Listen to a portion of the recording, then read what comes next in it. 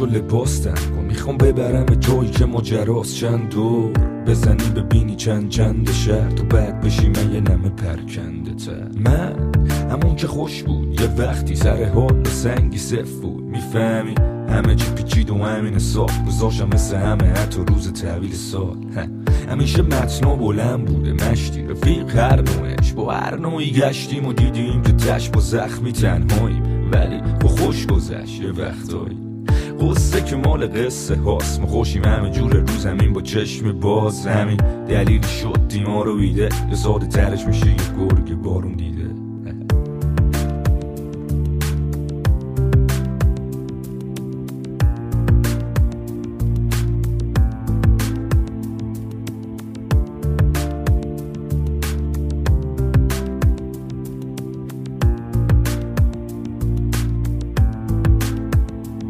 تمام طول روز تو میکنی تخمی سپری،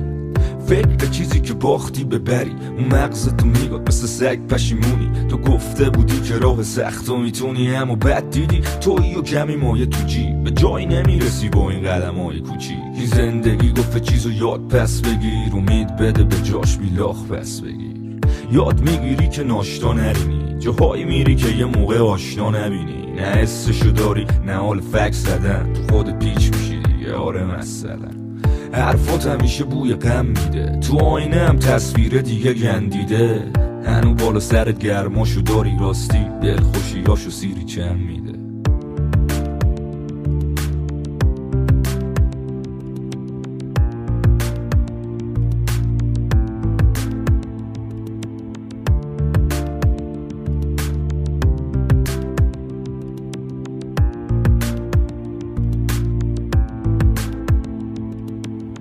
گرگ باش مثل من، مثل بر، مثل جغ تو پرسه های شب،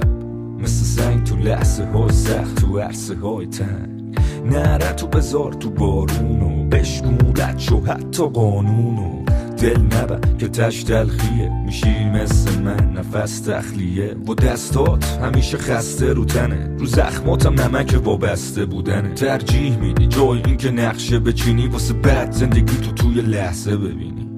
میشه شب میشه روز میشه فردا، تو میخواستی نهر رو کنی دریا، شدی شبیه مردمت، ببین تو رویا همیشه حقیقت گمه.